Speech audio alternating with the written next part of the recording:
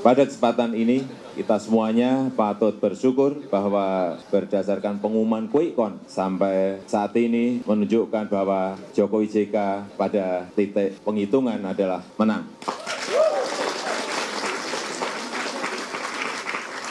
Saya kira sekarang saatnya kita semuanya untuk mengawal hasil rekapitulasi, baik di KPUD maupun di KPU. Baru saja kami dari Koalisi Merah Putih memantau dan mengumpulkan keterangan-keterangan yang masuk dari quick count berbagai lembaga survei dan dari lembaga survei yang kami gunakan sebagai acuan. Kita bersyukur bahwa dari semua keterangan yang masuk menunjukkan bahwa kami pasangan nomor 1 Prabowo Hatta mendapat dukungan dan mandat dari rakyat Indonesia. Saya masih bersama Ketua Dewan Etik Perkumpulan Survei Opini Publik Indonesia Persepi. Ia adalah Profesor Asep Saifuddin. Prof Asep, kita pernah punya pengalaman buruk quick count di 2014. Lembaga-lembaga survei ada yang berdasarkan hitung cepat memenangkan Pak Jokowi dan Pak JK, lalu ada lembaga survei yang melakukan hitung cepat memenangkan Pak Prabowo dan Pak Hatta Rajasa. Ini daya rusaknya luar biasa waktu itu. Dan lembaga survei Puskaptis kalau nggak salah itu anggota Persepi loh. Tapi dipecat. Ya tapi dia tetap aja anggota Persepi. Ya, betul, ya kan? Berarti anggota lembaga survei awalnya atau anggota Persepi tetap bisa ada yang brengsek dong. Betul, dan punya daya rusak yang luar biasa. Betul. Ya pertama tentunya quick count dari segi metode statistika itu paling mudah karena parameternya sudah ada di situ. Dengan demikian maka margin of error-nya dibuat sekecil mungkin dan tingkat kepercayaannya dibesarin. Nah itulah sehingga nilai yang muncul itu berbasis pada nilai contoh sampel size yang besar ya. Tapi kalau angka itu di sekitar 51, kita nggak bisa mengklaim bahwa sudah menang. Karena memang masalahnya di margin of error. Sehingga klaim pemenangan dengan di dalam margin of error itu tidak bisa diangkat. Oke, sorry, ya. satu-satu Prof.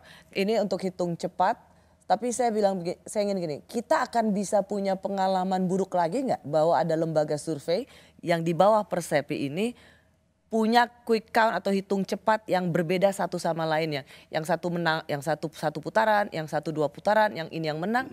Atau Anda bisa memberikan kepastian ini udah benar semua nih lembaga surveinya udah kredibel semua, metodologinya udah bagus-bagus semua. Oke, kalau untuk menjaga agar mereka memegang teguh integritas, etika bersurvei, saya sebagai Ketua Dewan Etik selalu menekankan pentingnya memegang integritas, satu.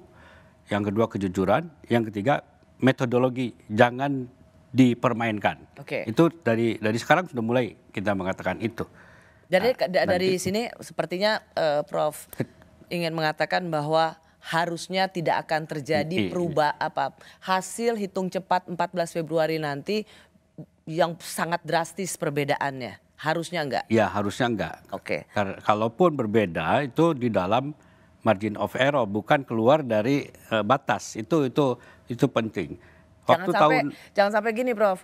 Oh satu putaran yang lolos yang atau betul itu hitung cepat berdasarkan hitung cepat yang menang paslon tertentu, ternyata ada hitung cepat yang bilang satu putaran yang menang paslon lainnya.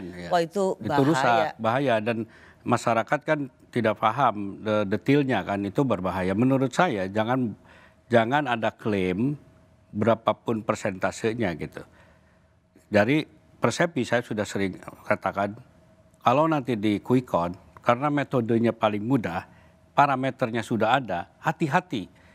Karena kemudahan itu bisa saja membuat menjadi gampang dimanipulasi gitu. Itu tidak boleh sama sekali. Oke, Prof.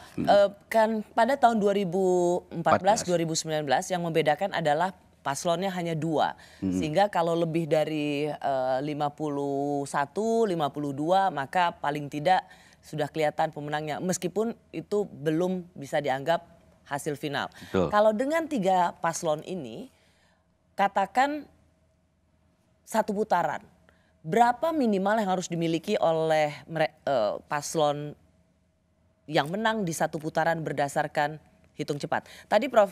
Asep mengatakan kalau masih kisaran 50-51 jangan dideklar dulu. Gimana penjelasannya? Ya, pertama 50-51 itu masih ada di dalam range margin of error yang katakan margin of errornya cuma 1%. Begitu 1% masuk ke dalam angka itu kan 51 dikurangi 1 menjadi 50 ataupun bisa jadi 52. Jadi range-nya masih berubah. Maka menurut saya angka yang kalau quick count nih ya, quick count, tapi quick count hitung cepat itu tidak juga sebagai final sebenarnya. Hanya prediksi terhadap parameternya kan. Parameternya di KPU. Tetap saja kita tidak bisa mengatakan sudah selesai, tidak. Tapi prediksi ke situ sudah ada, tapi tidak overclaim. Termasuk juga kalau ada putaran kedua kan tadi seperti dalam rilis survei Burhanuddin Muhtadi, ia tidak dapat mendeklar atau menyatakan masuk putaran kedua apakah paslon 1 atau paslon 3 karena margin errornya begitu sangat tipis. Jadi kalau terjadi pada 14 Februari ada putaran kedua, siapa yang bersama? Katakan misalnya saat ini potret saat ini adalah paslon 02.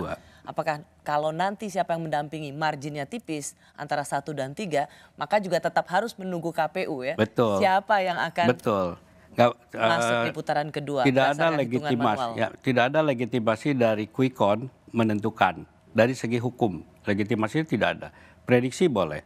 Dan kembali kepada 1 atau 2 putaran, katakan 02 ini unggul, memang 01 dan 03 ini beda-beda tipis. Nah, kita tidak tahu mana yang akan menjadi pasangan. Tunggu KPU yang bisa mengatakan secara hukum sah bahwa ada putaran kedua 02 dengan either 01 atau 02. 03 gitu ya. Jadi itu sesuatu yang menurut saya harus kita pegang sebagai di kode etik di lembaga survei. Kita bagaimanapun tunduk pada hasil akhir. Karena kita di lembaga survei bukan menemukan parameter loh. Menduga parameter. Menduga parameter aja. Yang menemukan parameter adalah KPU. Kalau menduga parameter dengan metodologi yang benar, itu unbiased, tidak bias. Tapi tidak berarti parameter itu sudah ada, sudah kita pegang. Belum. Baik.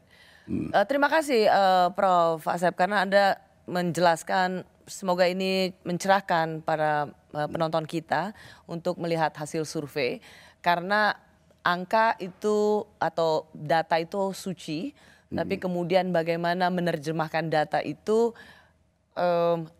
sesuai dengan kadang-kadang kita juga terbawa dengan narasi yang ingin dibawakan oleh pihak lain. Betul. Tapi tadi Prof. Asep mengatakan jangan pollster itu tidak boleh langsung mengatakan siapa pemenang. Betul. Atau langsung memastikan 1 putaran atau 2 putaran. Betul. Karena potret hari ini belum tentu linear atau pasti terjadi dalam tempo di bulan berikutnya. Bisa ya, bisa tidak.